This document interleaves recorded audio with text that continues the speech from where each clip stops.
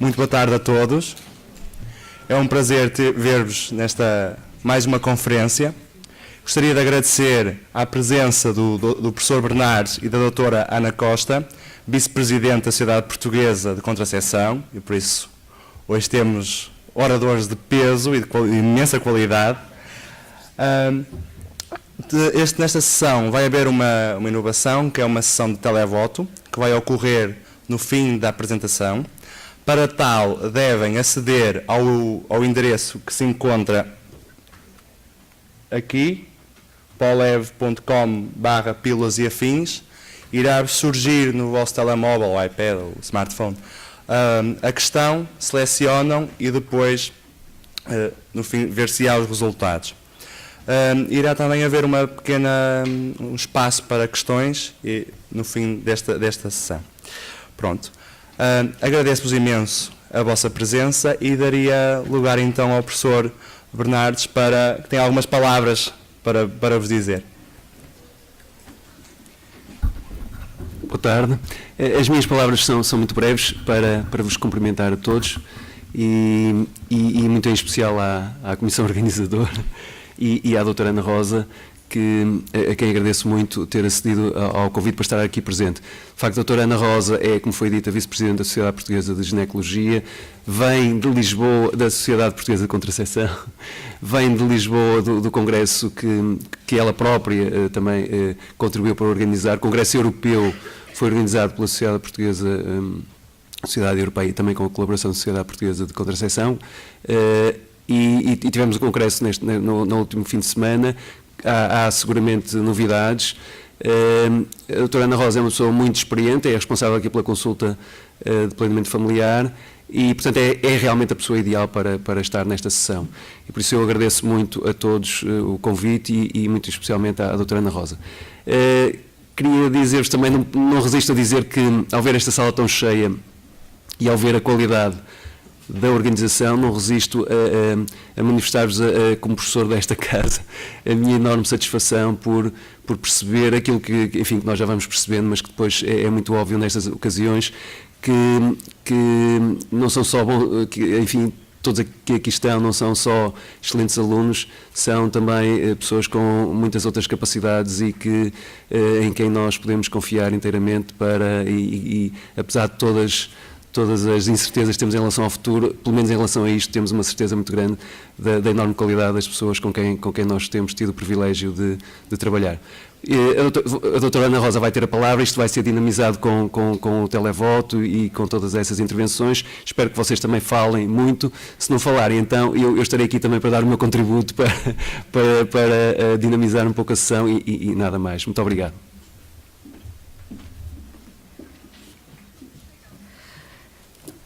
Boa tarde. Primeiro quero agradecer as palavras do professor João Bernardes e dar os parabéns à comissão que organizou, de alunos que organizou esta conferência, que acho que foram muito dinâmicos. O que pediram foi para ser prática, por isso eu não vou falar do mecanismo de ação dos métodos contraceptivos existentes e recebi algumas perguntas, algumas eram repetidas dos alunos, espero contribuir para desmistificar algumas dúvidas em relação à contracepção e estou disponível dentro das minhas limitações, porque eu não sei tudo, para responder a mais dúvidas se existirem no fim. Por isso, em relação à contracepção, primeiro vou fazer algumas considerações teóricas, mas muito breves, que é que método de iniciar, só para dizer que numa mulher saudável todos os métodos contraceptivos existentes podem ser utilizados. E a idade, por exemplo, não deve ser uma limitação para a utilização de qualquer método contraceptivo.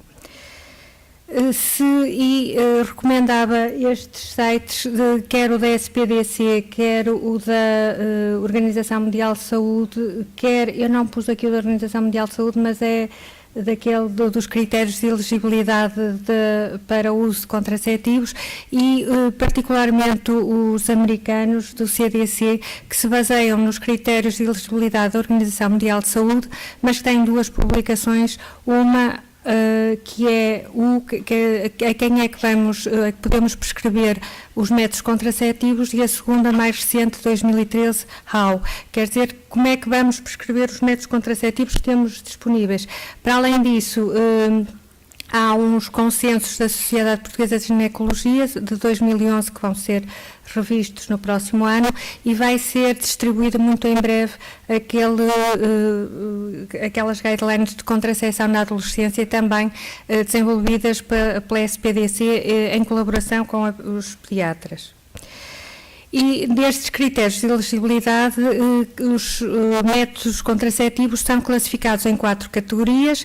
A categoria 1, o uso do método pode ser em qualquer situação sem restrições. A categoria 2, o benefício com a utilização do método supera os riscos. Na categoria 3, só devemos utilizar o método se não há outra alternativa disponível, ou se não forem aceitos o método, e a categoria 4, completamente contraindicado.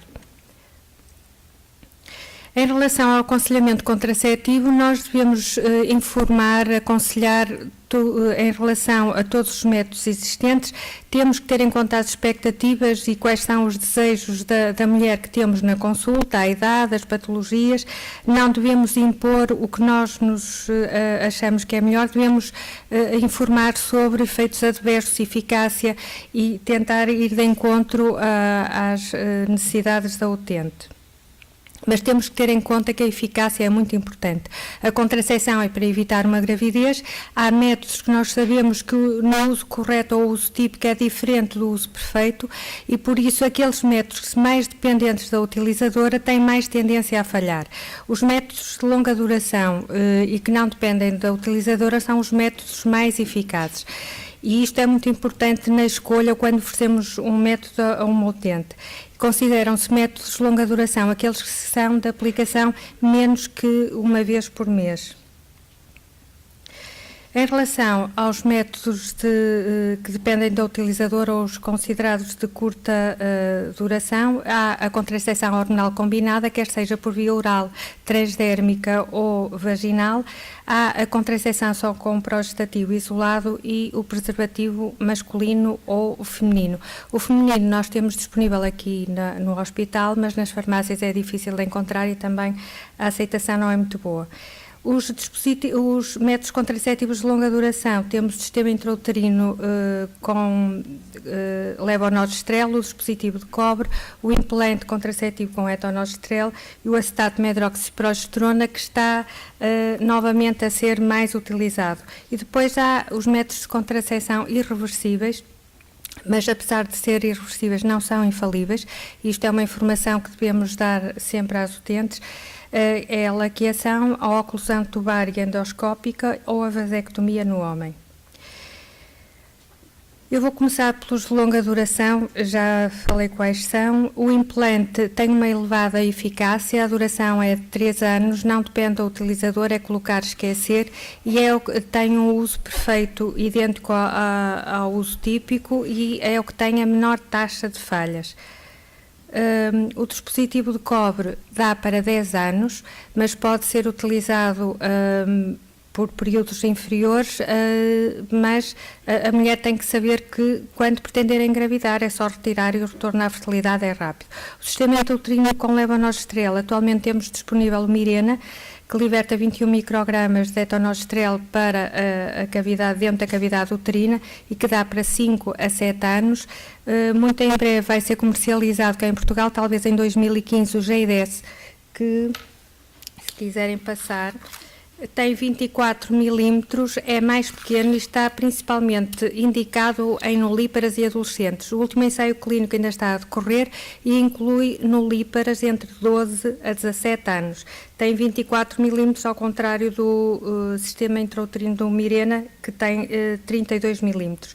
Para além da eficácia contraceptiva, o sistema intrauterino com levonorgestrel tem também alguns benefícios terapêuticos não contraceptivos, como, por exemplo, o controle das hemorragias uterinas anómalas e anemia, controle da dismenorreia, tratamento das dores relacionadas com endometriose e a prevenção de hipertrofia e hiperplasia endometrial. O acetato de medroxiprogesterona, Depo-Provera, nós em Portugal só temos esta formulação intramuscular de 150 mg, que deve ser administrado entre 12 a 14 semanas, mas existe também uma formulação que não existe disponível em Portugal, que é subcutânea e que a própria mulher pode usar sem ter que recorrer aos serviços de saúde para ser disponibilizado. É muito barato e é especialmente indicado no caso da epilepsia, porque não interfere com os antiepiléticos, aumenta o limiar da excitabilidade cerebral e por isso diminui o risco de crises e diminui também o risco de crises na anemia de células falciformes. As contraindicações e as indicações são as mesmas de outra contracepção, só com progestativo. Há uma limitação, principalmente em mulheres muito jovens ou na perimenopausa, é que a sua utilização por mais de 2 anos associa-se a uma perda de massa óssea, mas que recupera rapidamente depois de ser suspenso. A contracepção hormonal combinada, como já referi, há 3 vias disponíveis atualmente. Tem, para além da eficácia contraceptiva, benefícios não contraceptivos e que é importante referir e aproveitar quando estamos a prescrever um método contraceptivo. Tem aqueles benefícios que são relacionados com o ciclo, como, por exemplo, o controle do ciclo, terapêutica da dismenorreia, das hemorragias uterinas anómalas, terapêutica do acne e do exotismo, a prevenção da doença fibroquística da mama, doença benigna da mama, da endometriose, doença inflamatória pélvica, gravidez ectópica e perda de massa óssea, sobretudo com as pílulas com 30 microgramas de etinilestradiol, isso utilizadas na perimenopausa, e diminui também o risco de cancro do ovário, endométrio e coloretal.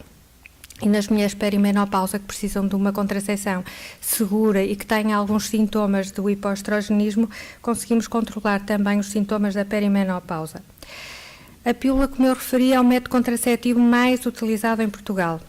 Mas, por outro lado, a eficácia depende da utilizadora. Estes são dados da Sociedade Portuguesa de Ginecologia e vemos que o esquecimento da pílula é muito frequente, sobretudo nas faixas etárias mais jovens, e são estes esquecimentos frequentes que levam a gravidezes indesejadas, a interrupção da gravidez.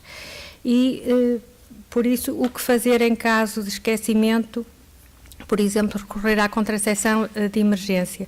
Eu acho que há muita desinformação e que não está suficientemente divulgada a contracepção de emergência. Tem aqui também algumas guidelines que podem consultar.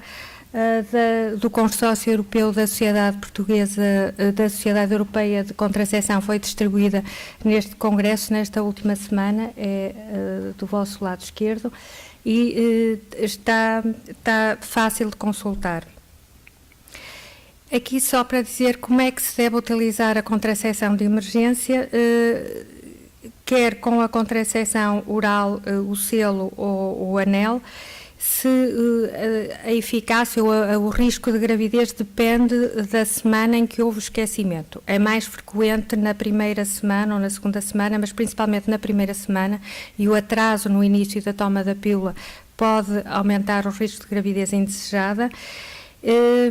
E na última semana a probabilidade de haver uma gravidez é muito baixa, não é necessário contracepção de emergência.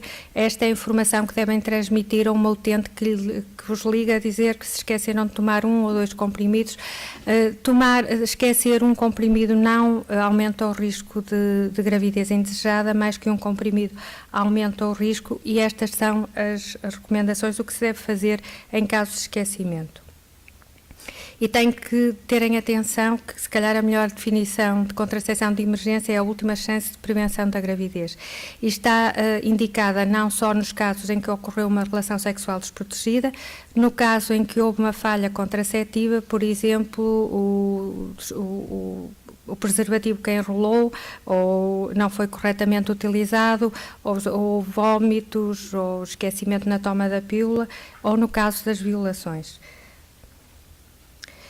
Em relação à contracepção de emergência, temos por via oral, quer com levonorgestrel, quer com acetato liprestal, que é um modulador seletivo dos receptores de progesterona. Este tem uma eficácia superior, podendo ser utilizado até 5 dias após o coito desprotegido, e a eficácia não depende da hora em que foi tomado, ou seja, ele é tão eficaz no primeiro dia como no segundo ou no quinto. Enquanto que o levonorgestrel também tem uma posologia simples, é um comprimido oral, 1,5 mg oral. Há comprimidos de 0,75 para tomar com um intervalo de 12 horas, mas a eficácia é a mesma, e quanto mais fácil a posologia, melhor, por isso podem tomar os 2 comprimidos de uma vez só. A eficácia, apesar de estar descrita que pode ser até 5 dias, a partir das 72 horas diminui significativamente, e a eficácia é tanto maior quanto mais cedo for tomado após o coito desprotegido. E tem que ter a noção que, apesar de haver contracepção de emergência, gravidezes indesejadas e interrupções da gravidez continuam a existir. Será que a contracepção de emergência está a falhar? Muitas vezes falha porque não tem informação que, tomando, por exemplo, o levonorgestrel, uma toma que as adolescentes ou as mulheres que utilizam acham que estão protegidas nesse ciclo até ao final. Mas se tiverem outra relação desprotegida, com um intervalo superior a 12 horas, devem repetir a contracepção de emergência, porque não estão protegidas só por terem feito uma única toma. Ao contrário do acetato liprestal, que deve ser feito uma única toma durante um ciclo, e se tiverem outro coito desprotegido, têm que utilizar outro método de contracepção de emergência. O dispositivo de cobre é o mais eficaz, pode ser utilizado também até 5 dias, há autores que dizem que pode ser utilizado até 7 dias, mas o mais consensual é até 5 dias, e tem a vantagem de garantir uma contracepção futura, principalmente nas mulheres que repetem a contracepção de emergência frequentemente ou que não usam um método contraceptivo muito eficaz.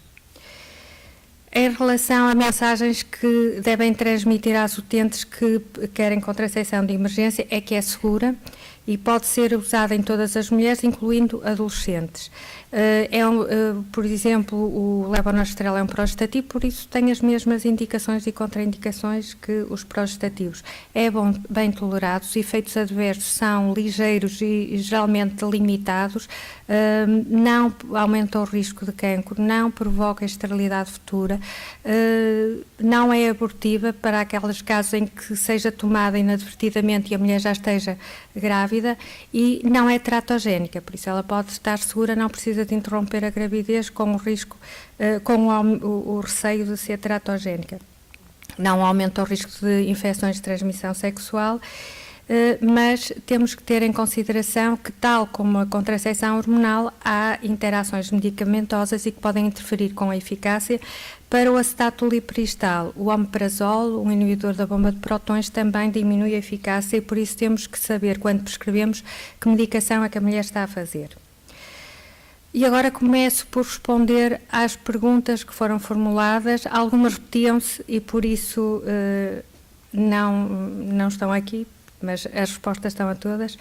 Uma é se é seguro o uso da pílula em mulheres fumadoras.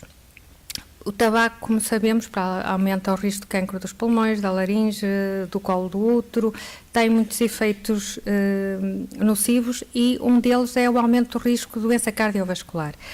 Por isso, nós sabemos que o uso de contracepção hormonal com estrogénios, por isso aqui quando falam uso da pílula, penso que é referente à pílula com contracepção hormonal combinada, por isso com estrogénios. A pílula aumenta o risco de tromboembólico, sobretudo tromboembolismo venoso, principalmente no primeiro ano, mas acima dos 35 anos aumenta o risco também de tromboembolismo arterial. O tabaco é um fator de risco e, por isso, nas mulheres fumadoras, mais de 15 cigarros por dia e mais de 35 anos, não devemos usar a contracepção hormonal combinada.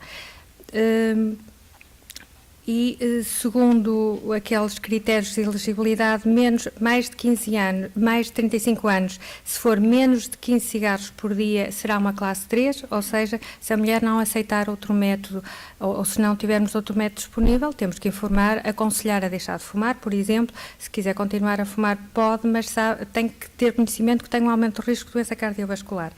E mais de 15 cigarros por dia não deve ser utilizada, é mesmo contraindicada.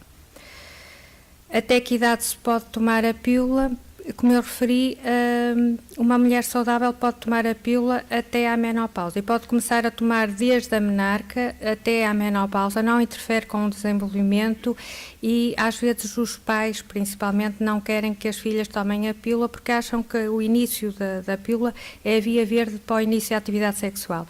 Elas, quando querem iniciar a atividade sexual, quer tomem a pílula, quer não tomem a pílula, vão iniciar nessas situações. O que devemos dizer é que é para controle do ciclo e assim pelo menos diminuirmos o risco de uma gravidez indesejada, os pais não entram em conflito com as filhas e mantém-se a segurança. Depois, outra pergunta era se o uso de contracepção hormonal combinada aumenta o risco de cancro da mama.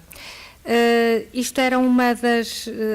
falou-se muito nisto, principalmente há uns anos atrás. Há uma meta-análise feita e que demonstra que o risco de cancro da mama é um risco muito ligeiro e quando a mulher suspende a contracepção hormonal combinada ao fim de 10 anos, o risco é idêntico ao da população em geral.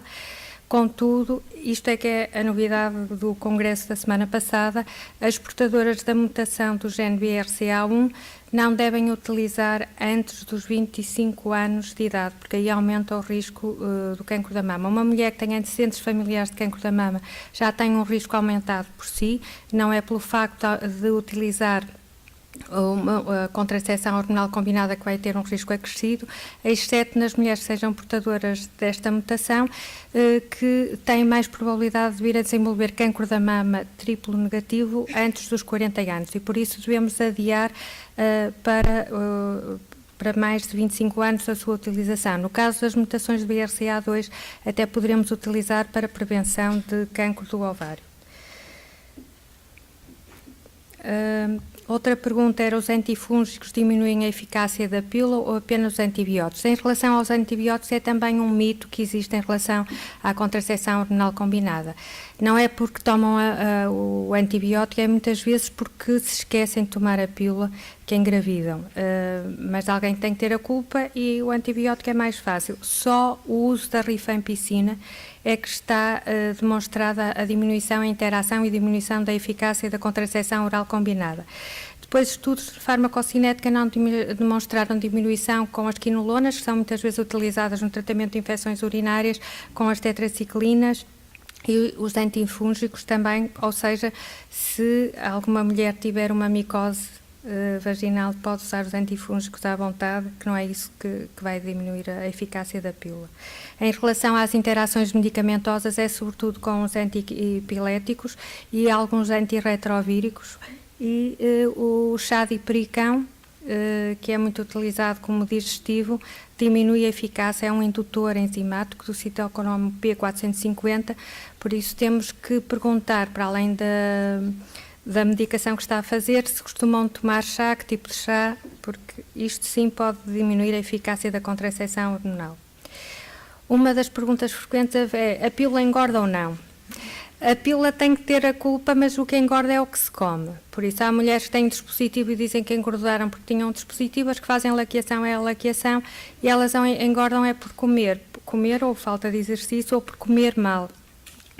Nas mulheres em idade fértil há variações de peso no mesmo ciclo que podem ir até 2 kg, isso é normal, e o que temos é que recomendar às mulheres, quando perguntam se a pílula engorda, se comer chocolates com a pílula, se calhar engorda, mas se tomar a pílula com um copo de água não vai engordar. A pílula de 21 dias pode ser tomada contínua sem prejuízo para a saúde e fertilidade, ou só se pode fazer isso com as de 28 comprimidos. Há riscos a longo prazo? Em relação às pílulas de 28 comprimidos, no fundo a maior parte delas, há umas que são, por exemplo, só a pílula com desogestrel, são 28 comprimidos todos com desogestrel e é contínua, só tem progestativo e está indicado em quase todas as situações, mesmo naquelas mulheres que têm contraindicação para estrogénios, não prejudica em nada o organismo. E as pílulas de forma continuada, as outras têm 24, 4 placebo, estão principalmente indicadas em mulheres com síndrome pré-menstrual, porque ao diminuirmos o intervalo sem contracepção, sem hormonas, diminuímos a prevalência de sintomas do síndrome pré-menstrual e é muitas vezes também utilizada como opção da mulher para não menstruar, por isso se quiserem ir de férias e não querem menstruar, podem tomar a pílula contínua. Nós utilizamos a pílula contínua também no tratamento de algumas patologias, nomeadamente da endometriose, porque assim, da mesma forma que evitamos a menstruação, entre aspas, também evitamos as hemorragias a nível dos focos ectópicos de endométrio e para tratamento dos sintomas e para evitar a progressão da doença. Não há prejuízo nenhum para a saúde. O que acontece, a pílula tem 54 anos, foi comercializada em 1960 e o Gregory Pincus e os colaboradores, quando desenvolveram a pílula, o que eles pretendiam era um método que mimetizasse o que se passa no aparelho genital normal e na altura as mulheres passavam muito tempo em amenorreia, ou porque estavam grávidas, ou porque estavam a amamentar, ou depois chegavam à menopausa. E a menstruação, entre aspas, dava-lhes uma segurança de que não estavam grávidas. Por isso eles quiseram mimetizar isso e nós ainda temos algumas barreiras e algumas mulheres que querem continuar a menstruar e que acham que é saudável, que é uma forma de se libertarem dos maus fluxos e que o sangue pode subir à cabeça e que podem ter alguma doencinha porque o sangue não sai, tem que ficar em algum sítio. É mais fácil explicar a quem tem biologia que isto é um processo biológico e que na gravidez também não menstruam e o sangue não vai para lado nenhum. Por isso não há riscos a longo prazo, pode ser utilizada. E a mesma coisa com o anel vaginal, foi outra das perguntas que fizeram, ou com o sistema transdérmico. Por isso, se pretenderem não menstruar, podem fazer contínuo, não precisam de fazer pausa. Quais os novos progestativos considerados mais trombogénicos? Quem fez esta pergunta deve ter lido o artigo de Lidgard 2011, que é um senhor que é epidemiologista, publica imenso, e que até tem um processo em tribunal contra um colega nosso que é clínico e que não gostou muito das conclusões dele e para ele só devíamos utilizar contracepção com levonorgestrel, com um progestativo de segunda geração, que apesar de aumentar o risco tromboembólico será inferior à da utilização dos progestativos de terceira e quarta geração. Nós sabemos que o risco tromboembólico é sobretudo relacionado com a dose, com o componente estrogénico e até há bem pouco tempo só tínhamos o etinilestradiol e relacionado com a dose do etinilestradiol. Por isso, nestes 50 anos, a tentativa foi sempre diminuir a dose de estrogénios, mantendo a eficácia contraceptiva, tendo um controle de ciclo mais ou menos aceitável para diminuir o risco tromboembólico. E é importante também, isto levou, a comunicação social dá muita importância assim a estas notícias bombásticas e se nós estivermos a fazer uma contracepção eficaz vão surgir gravidezes. E só para ter a noção, há risco tromboembólico mesmo nas não utilizadoras, na população em geral e mesmo nos homens, por isso tem um risco de ter um evento tromboembólico entre 2 a 4 por 10 mil mulheres ano. Se utilizarem a contracepção com levonorgestrel, o risco aumenta para 5 a 7 eventos por 10 mil mulheres ano. Com etonorgestrel e a norgestrolumina, que são os progestativos existentes no anel vaginal e no transdérmico, o risco aumenta para 6 a 12 por 10 mil mulheres ano. Só uma nota é que a norgestrolumina até é metabolizada em levonorgestrel, por isso não se percebe este aumento do risco, uma vez que depois o metabólito ativo até vai ser o levonorgestrel. O risco com a drospirenona, que é de quarta geração, o gestodeno e o desogestrel, que são de terceira geração, é de 9 a 12 por 10 mil episódios por ano. mas uma gravidez, como eu disse, tem um risco muito superior, por isso temos que dizer à mulher, se ela engravidar, corre muito mais riscos. E na gravidez o risco aumenta para 10 a 20 eventos por 10 mil mulheres de ano, e no puerpério imediato o risco pode ir até 300 por 10 mil mulheres de ano. E temos que dizer à senhora, se ela quiser fazer uma viagem até a República Dominicana ou até aos Estados Unidos, o risco é idêntico ao de tomar a pílula, e nós não vamos desaconselhar as senhoras de fazerem as férias onde querem, só porque podem ter um evento tromboembólico. E é o risco idêntico ao de fumar 20 cigarros por dia. Ou seja, temos que comparar o risco da pílula com o risco de tarefas ou situações da vida diária, para as pessoas terem mais a noção qual é a magnitude do problema, porque acho que isto foi muito enfatizado e sem grande motivo.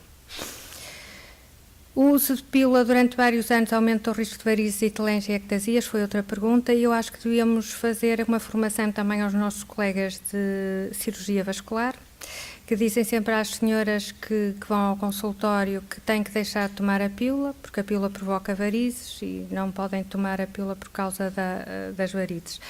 Isto não é verdade. Varizes não é, ou telangiectasias, não é contraindicação para a toma de pílula. Há homens que também têm varizes e telangiectasias, há uma predisposição genética, o sexo feminino tem mais tendência a ter varizes, e isto também tem a ver com o vestuário, com a postura, cruzar a perna aumenta o risco de varizes, os tacões altos, por isso há muitas outras situações que aumentam o risco de varizes e as meninas já estão todas a descruzar a perna, pronto. Por isso, não aumenta o risco, há uma tendência genética e temos que informar, porque não é motivo para não utilizar a contracepção. Mas nestas doentes tem lógica usar uma pílula que tem uma menor dose de estrogênio? Por causa do risco tromboembólico? Não está demonstrado. Nós, neste momento, só temos pílulas combinadas de baixa dosagem. Baixa dosagem é abaixo de 50 microgramas, por isso nós temos entre 15 a 35 microgramas de etinilestradiol e não é todas as que temos são de baixa dosagem, não houve demonstração de que as de 30 microgramas tivessem menos riscos de tromboembólico que a de 20 microgramas, por isso podemos utilizar qualquer uma. Para além disso, o risco tromboembólico é mais associado também com a idade e com o índice de massa corporal do que com a existência de varizes. Mas se uma mulher tiver varizes, tiver uma imobilização prolongada ou tiver uma fratura, é claro que vai ter um risco aumentado de tromboembolismo venoso. A existência de varizes isoladamente não é contraindicação e não aumenta o risco tromboembólico.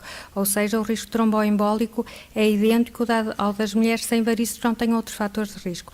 E o facto de o risco tromboembólico venoso ser maior no primeiro ano tem a ver com a exposição a um fator de risco acrescido numa mulher que já tem uma predisposição prévia, genética, às vezes há um síndrome antifosfolipídico que não tinha sido detectado e por isso no primeiro ano vai se manifestar. Mas, por exemplo, em relação a trombofilias e o fator 5 de Leiden, por exemplo, há mulheres que têm esta mutação e têm o fator 5 de Leiden e que nunca vão ter um episódio, um evento tromboembólico durante a vida, mesmo tomando a pílula. Por isso nós depois só temos aqueles casos que são reportados, mas não sabemos qual é a incidência destas trombofilias a nível da população geral. Quando há um evento tromboembólico vai-se estudar e vemos que existem outros fatores de risco associados. Qual a opinião dos oradores em relação ao uso do dispositivo numa nulípara? A minha opinião, e acho que a do professor Bernardes é a mesma, é que deve e pode ser utilizado. É uma das barreiras, ainda há muitos mitos em relação à utilização dos dispositivos e muitas barreiras. Uma delas é porque achavam que nas nulíparas há maior risco de ser expulso, que há um risco maior de doença inflamatória pélvica, o que não é verdade. O maior risco, ou o risco infeccioso com a colocação do dispositivo é sobretudo nos primeiros 20 dias a seguir à colocação e é por uma flora polimicrobiana que existe a nível da vagina, não é transmissão sexual, o que aumenta o risco de infecções sexualmente transmissíveis, nomeadamente clamídia e de infertilidade, é o comportamento sexual. Quanto maior o número de parceiros sexuais, quanto maior a promiscuidade, maior o risco. E depois a idade também é um fator de risco.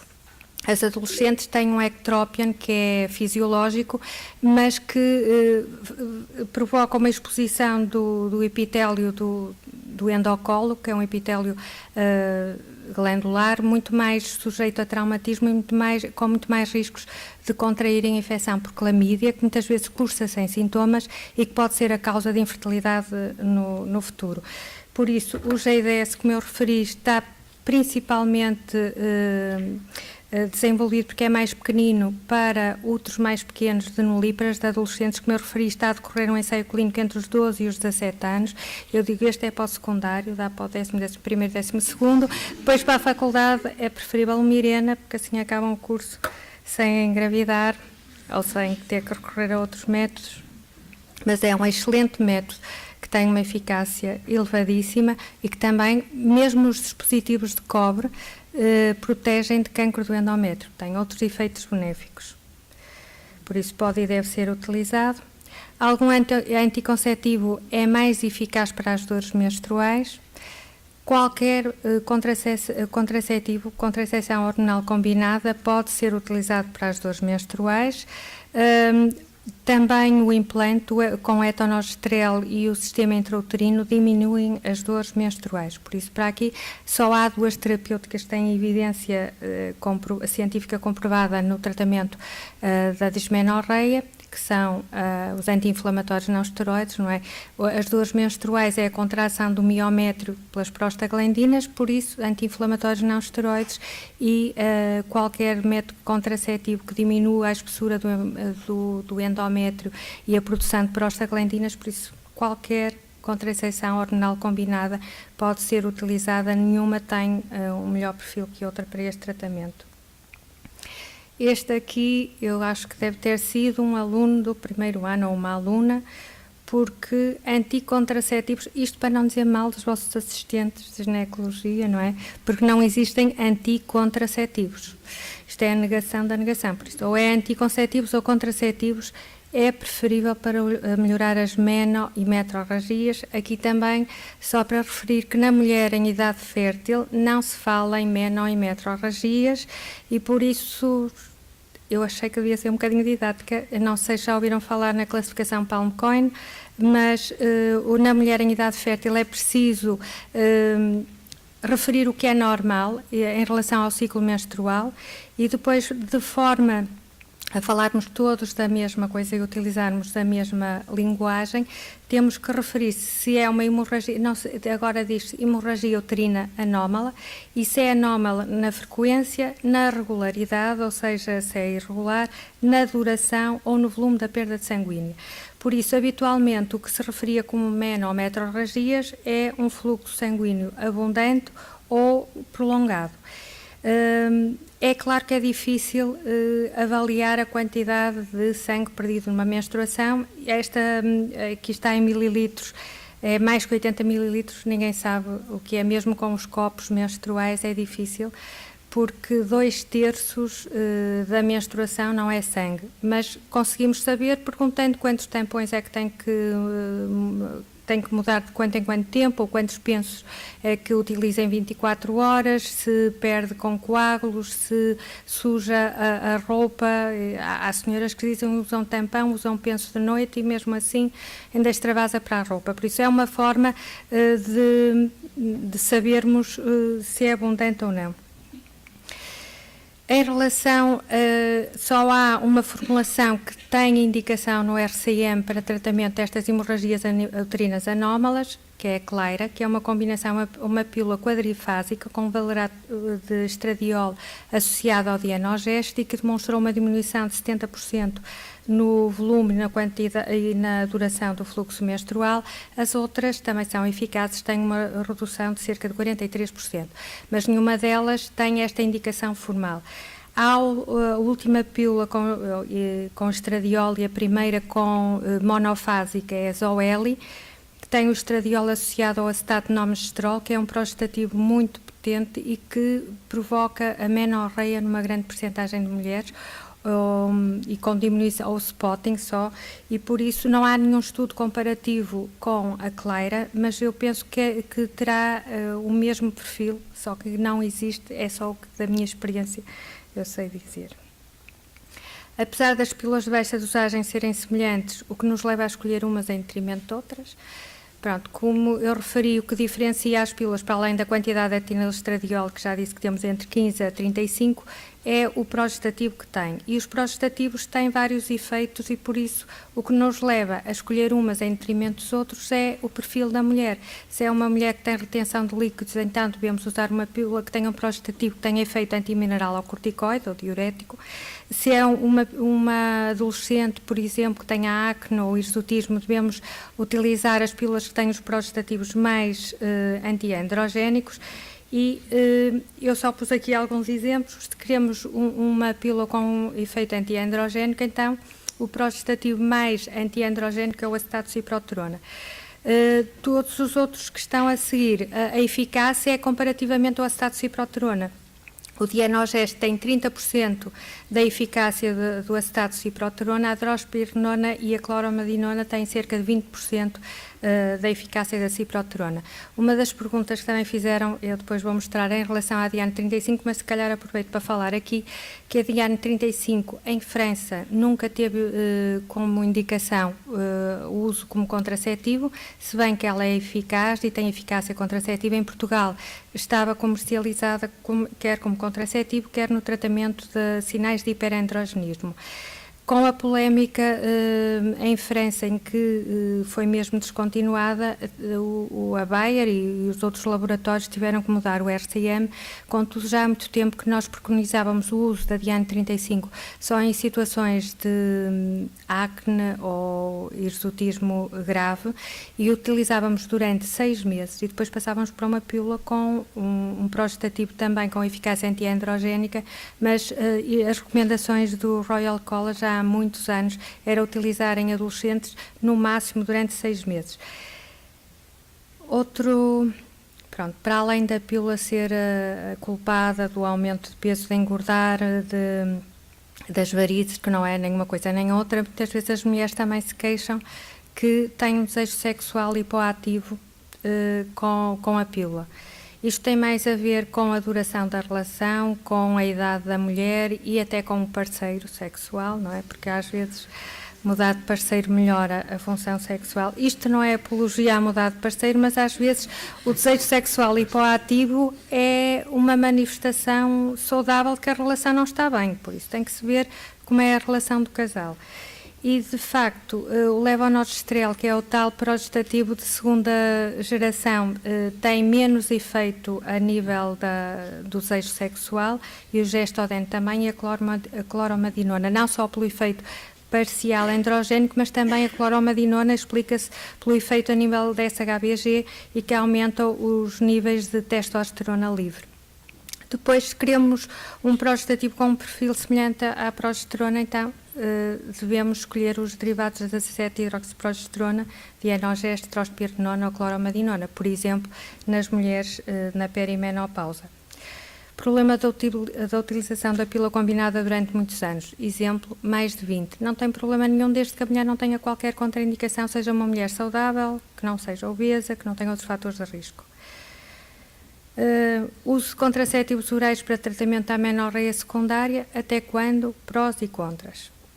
Primeiro temos que estudar a causa da amenorreia secundária e a principal causa da amenorreia secundária numa mulher em idade fértil, que eu saiba, é a gravidez. Por isso, fazer um teste de gravidez primeiro. E depois, se a mulher não está grávida, temos que estudar. E se, por exemplo, for num contexto de um ovário poliquístico, de um síndrome de ovário poliquístico, devemos usar a contracepção e se é uma adolescente sexualmente ativa, devemos utilizar contracepção combinada com um progestativo com um efeito antiandrogénico. Se for uma adolescente com síndrome de ovário poliquístico que não tenha atividade sexual, pode usar só o progestativo cíclico e às vezes se tiver excesso de peso até podemos usar a metformina, mas se for uma adolescente sexualmente ativa com síndrome de ovário poliquístico pode e deve, até porque diminui depois o risco de hiperplasia e cancro do endométrio, utilizar sem limitações de tempo. Quais as vantagens e desvantagens do anel vaginal em relação às pílulas com composição semelhante? Uma das vantagens é ser de administração mensal, por isso é colocar na vagina. Mesmo durante a atividade sexual pode ficar na vagina, os homens não ficam com a voz mais fininha, mas se forem muito sensíveis, pode retirar o anel e pode estar até 3 horas fora da cavidade vaginal, depois passam por água, voltam a colocar, que não perde a eficácia. Por isso, para além da utilização mensal, que é muito importante, é um método, por exemplo, que seria muito importante nas mulheres que têm doença inflamatória intestinal e por isso têm alterações do trânsito intestinal, porque assim não vai estar, não interfere com a sua eficácia. E tem uma dose de etinilestradiol que é baixa e estável durante todo o mês. Pílula de contracepção de emergência, eficácia, condições de utilização, como saber se foi eficaz. Da eficácia já falei, das condições de utilização também, como saber se foi eficaz. Ou seja, toma a pílula e depois, agora não sei se estou grávida ou não, tenho que esperar. E o que nós devemos, tem que esperar ou um período de abstinência até ao próximo ciclo menstrual ou usar o preservativo e se não vier a menstruação ao fim de 3 semanas deve fazer um teste de gravidez, mas o que deve ser preconizado é se fizer a pílula do dia seguinte, deve iniciar no dia imediato uma contracepção hormonal. O que eu esqueci de dizer há bocado que há outras dúvidas em relação ao uso, quando é que se deve iniciar a pílula ou outro método. O que está recomendado agora fazer é o Quick Start, é no dia em que vem à consulta, até porque aqui no hospital e no centro de saúde a pílula é gratuita, vai buscar à farmácia e começa a tomar no próprio dia. Só não tem eficácia nos primeiros 7 dias. Com a contracepção de emergência também devemos utilizar o Quick Start, por isso no dia seguinte começa uma pílula combinada e se na semana de pausa não tiver a hemorragia de privação, então deve fazer um teste de gravidez. Só um alerta, tal como noutras situações, quando se começa o Quick Start no dia seguinte, com o levonorgestrel devemos utilizar preservativo, coito interrompido, abstinência durante 7 dias, com acetato de lipostal, este período de segurança adicional é de 14 dias.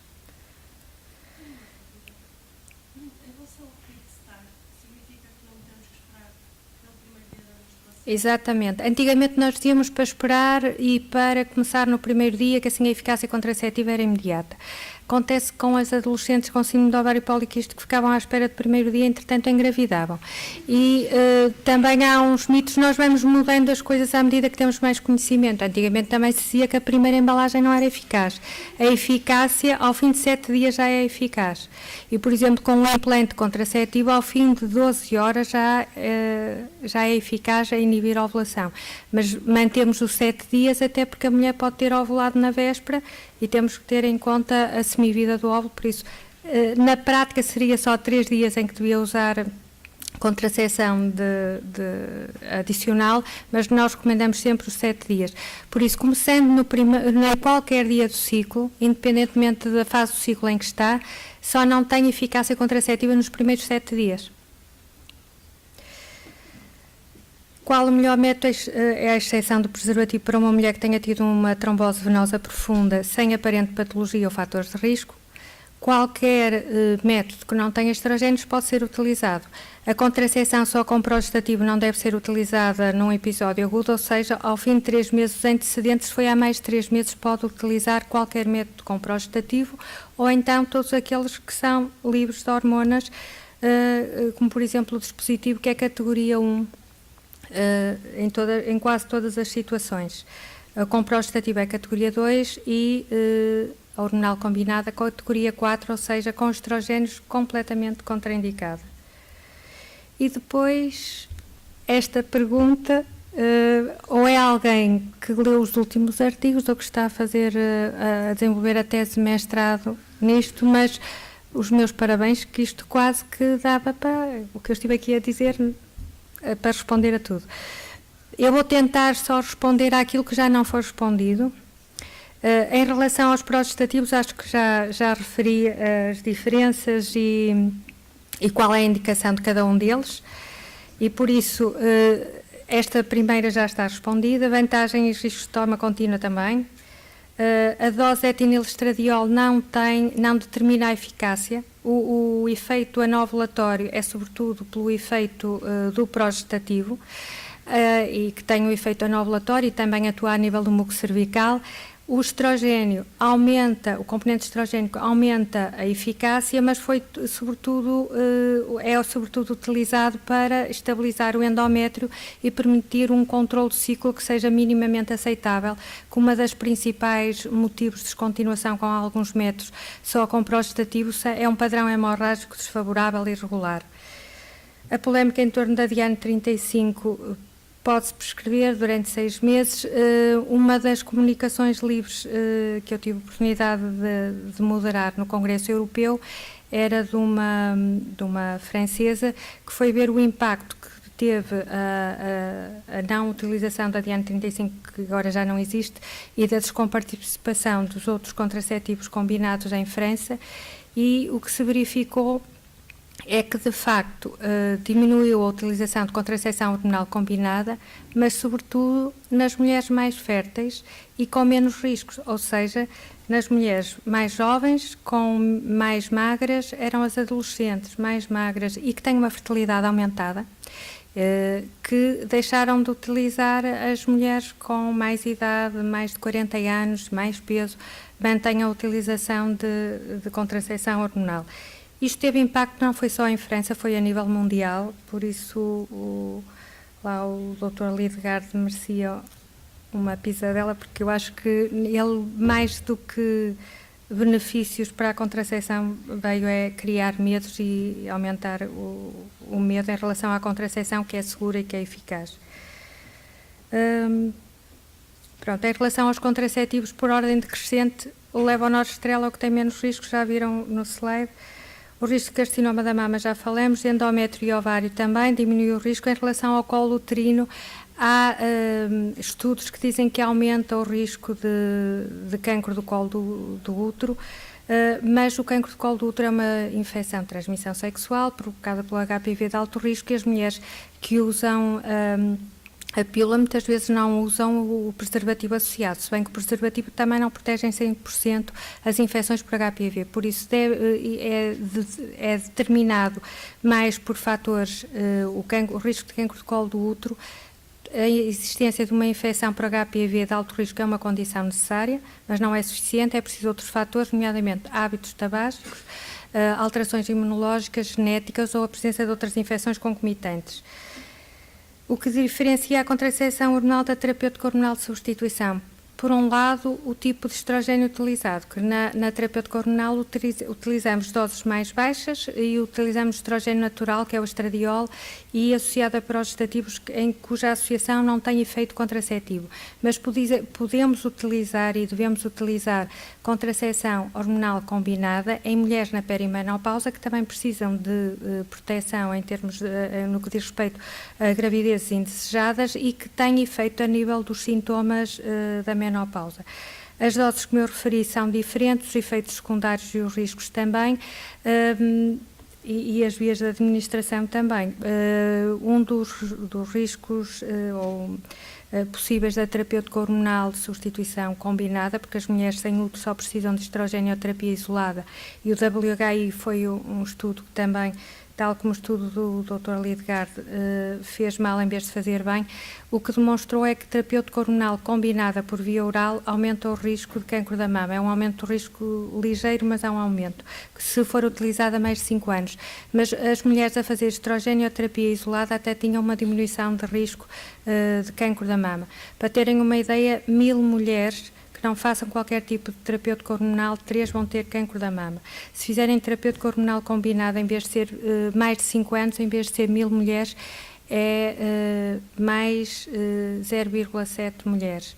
E se fizerem estrogênio-terapia isolada, em vez de ser 3 mulheres em 1000, é menos 0,6, por isso há 2,4 em 1000 mulheres, por isso até tem um efeito protetor. Há anticoncepcionais orais que tenham particular indicação ou interesse na mulher com depressão.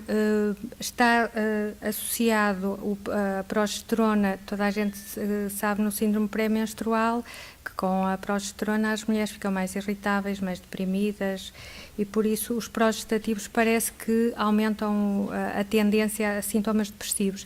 Mas também é muito difícil definir o que é depressão. Quase todas as mulheres tomam antidepressivos e muitas são só ansiosas, não é? Por isso, mulheres com sintomas depressivos, estudos demonstram que não pioram com contracepção hormonal combinada e que a utilização de contracepção hormonal combinada também não altera a eficácia dos antidepressivos. Havia muitas dúvidas em relação ao acetato medroxiprogesterona, até pela dose elevada, mas há um estudo que demonstra, ao fim de 6 meses, mulheres que já andavam a tomar, que tinham sintomas depressivos e que andavam a fazer medicação, que não havia alteração dos sintomas de depressão. Agora íamos passar aos casos clínicos ou alguma pergunta?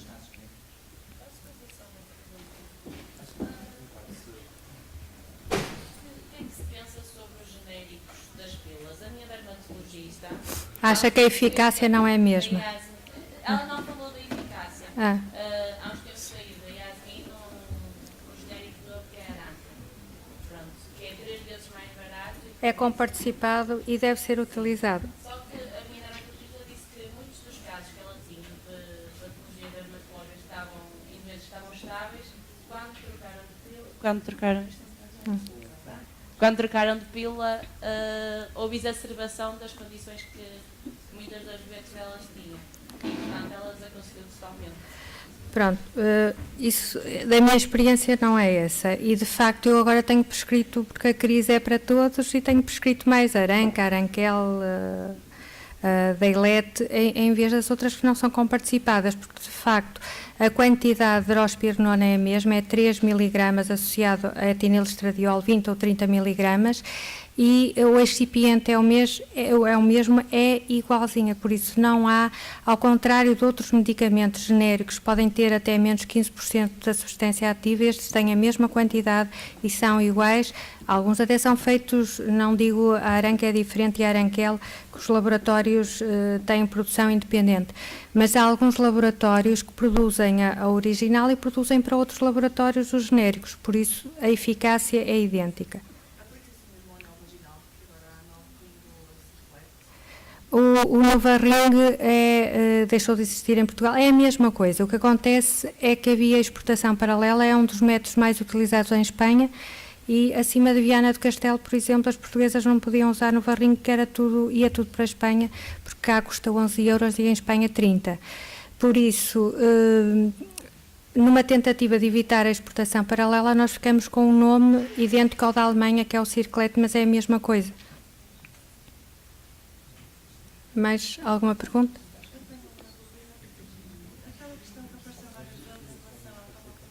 Sim.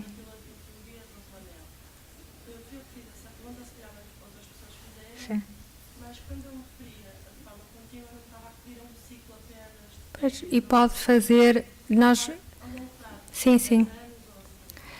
Nos Estados Unidos já há formulações em que as mulheres só menstruam 2 ou 3 vezes por ano, e há muitos contraceptivos que estão desenvolvidos no sentido da mulher não menstruar durante o ano. Não há qualquer contraindicação.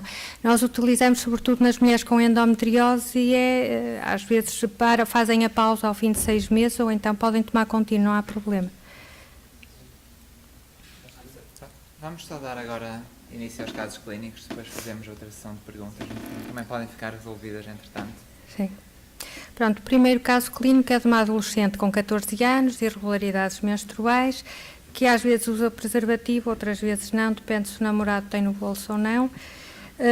Uma coisa em relação ao preservativo é como iogurtes têm prazo de validade, por isso podem andar com no bolso ou na carteira, têm que ver se está dentro do prazo de validade. Também é importante, porque senão há mais riscos de haver falhas. E não se abre com os dentes, que é para não furar, é com a mão, tem aquelas picotado. Já fez 2 vezes contracepção de emergência e vem muito assustada com a ideia de ficar estéril. Acha que é muito nova para tomar a pílula, como é que aconselhamos a Isabel? Tentamos dissuadir da atividade sexual, falamos dos riscos das doenças de transmissão sexual, etc. Confirmamos que a contracepção de emergência e a pílula têm riscos e por isso é manter o preservativo, mas tem que ser responsável, não pode ser só de vez em quando. Sugerimos uma contracepção hormonal combinada, de acordo com as preferências da Isabel, e reforçando a importância do preservativo para a proteção de infecções sexualmente transmissíveis, ou aconselhamos o coito interrompido, que está sempre disponível. E a resposta certa é... Posso mostrar as... Também só pode ir até às 40. Mais alguém para votar?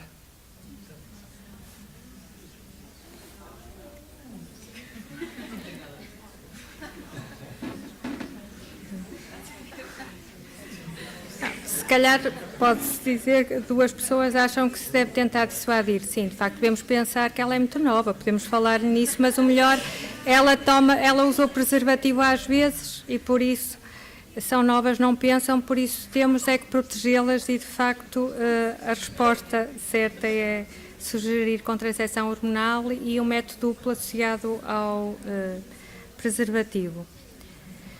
Porque, de facto, como eu referi, não há, se ela é saudável e se não tem antecedentes familiares, outra coisa importante é que para prescrever contracepção hormonal não é preciso fazer o exame ginecológico, não é preciso fazer uma bateria de exames, é preciso fazer uma história clínica só para saber se tem algum fator de risco e pode ser prescrito sem fazer o exame ginecológico.